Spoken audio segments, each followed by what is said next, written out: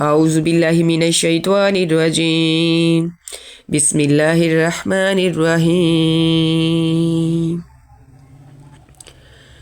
يا بني إسرائيل اذكروا نعمتي التي أنعمت عليكم وأني فضلتكم على العالمين. واتقوا يوما لا تجزي نفس عن نفس شيئا ولا يقبل منها شفاعة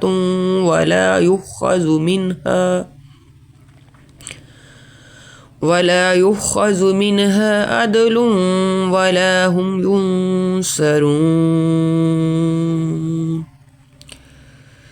وإذ نجيناكم من آل فرعون يسومونكم سوء العذاب يذبحون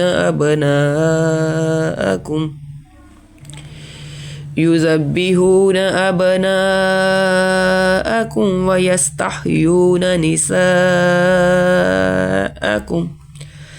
وفي ذلكم بلاء من ربكم عظيم. وإذ فرقنا بكم البحر فأنجيناكم وأغرقنا آل فرعون وأنتم تنظرون. وإذ وعدنا موسى 40 ليلة ثم اتخذتم العجل من بعده وأنتم ظالمون. ثم عفونا عنكم من بعد ذلك لعلكم تشكرون. وإذ آتينا موسى الكتاب والفرقان لعلكم تهتدون. وإذ قال موسى لقومه يا قوم إنكم ظلمتم أنفسكم باتخاذكم العجل فتوبوا إلى بارئكم فاقتلوا أنفسكم ذلكم خير لكم عند بارئكم فتاب عليكم إنه هو التواب الرحيم.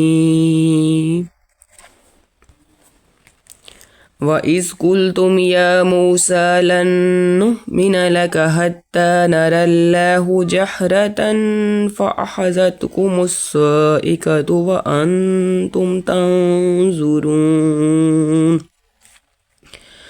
ثم بعثناكم من بعد موتكم لعلكم تشكرون.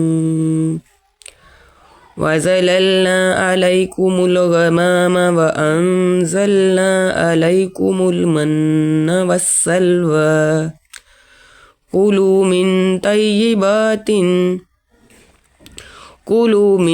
طيبات ما رزقناكم وما ظلمونا ولكن كانوا أنفسهم يظلمون. وإذ قلنا ادخلوا هذه القرية فكلوا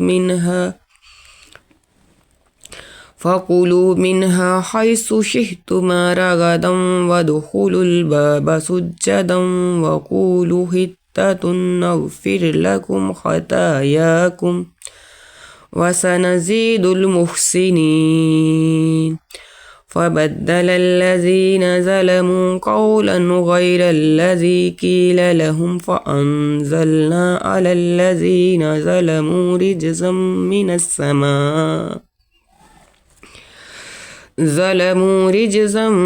من السماء بما كانوا يفسقون.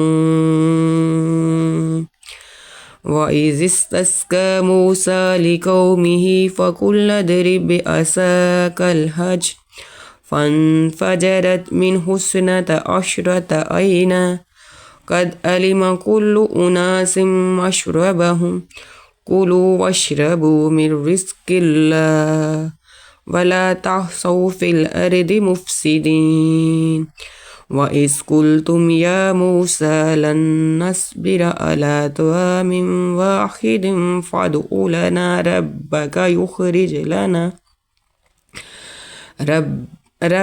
يخرج لنا مما تنبت الأرض من بقلها